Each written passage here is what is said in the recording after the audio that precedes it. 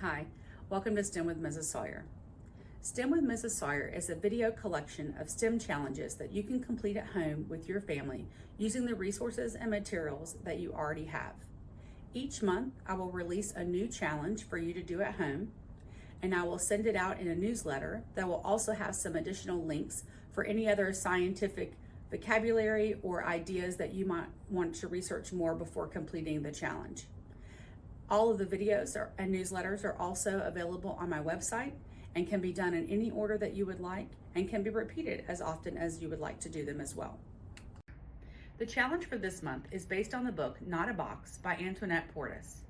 The link for the read aloud is in the newsletter, or you can check the book out at your local library if you don't have your own copy at home. In the book, we meet a rabbit who says that his box is not a box. His grown-up keeps asking him, why are you sitting in that box? Why are you standing on that box? And he replies, it's not a box, because in his imagination and his mind, he's turned that box into something else. And that's what I want you to do. I want you to find a box at home, any size box, doesn't matter, and turn that box into something else using your imagination. We want to begin by entering the ask phase of the engineering and design process. Think about the problem that you want to solve in the world. It may be for fun or entertainment, or it may be that you've seen a problem that you have a solution for. Empathize with the needs of the people who would use your box, and let that guide you in your design process for your box. Now that you've defined your problem, you want to enter the imagine stage of the engineering and design process.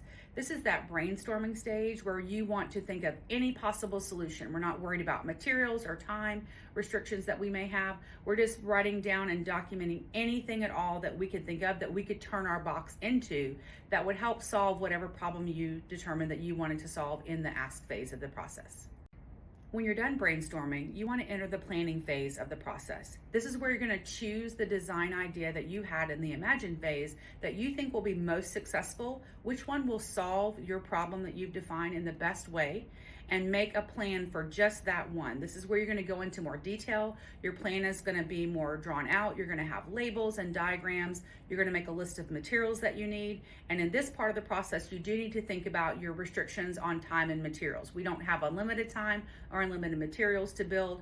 What can you do with the things that you already have at home? Now it's time to enter the create phase of the process. This is the one where you're going to actually build your prototype. So turn that box into whatever it is that you came up with for your idea. And then you want to test it, recreate the conditions where it would be used in real life as much as you can, and then refine what went well, what didn't go well, what can you do to improve upon your design, and go through that process more than once, and so that you're able to continue to make your prototype better and better. So remember, when you are going through that create phase multiple times, you're iterating, and that's what I want you to do, because we don't build the perfect prototype the first time, have a perfect test, and then not need to refine it. Everyone who does anything in the world always has to improve upon it. Authors improve upon their stories, engineers and architects and scientists improve upon their designs and ideas all the time, and that's what you need to do. So you want to go through that process multiple times, continuing to improve upon your prototype each time you rebuild and retest and refine. Now that you have a successful prototype, what could you do to take it further? How can you challenge yourself to expand upon your original idea? Is there something that you could add to your prototype?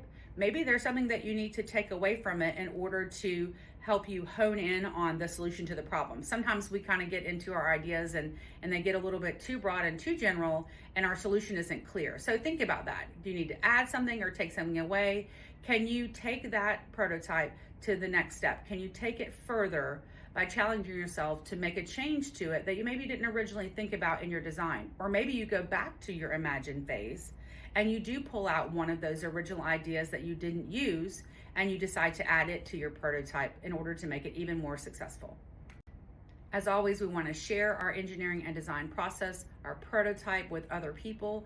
Talk to them about what you did, what problem you wanted to solve, what your idea was for your solution, and how you went through the process of creating your prototype and testing it and refining it. Talk about the challenges, what went well, what didn't go well, and what you might do differently if you were to turn another box into something else. And maybe with this other person that you're sharing, you can go through the process again with them. Thank you again for joining me with STEM with Mrs. Sawyer. As a reminder, send me any pictures and video that you have of the challenges that you create at home, and that all challenges and newsletters are always available on our website, so you can go back to them at any time you'd like. Thank you so much, and I'll see you next time.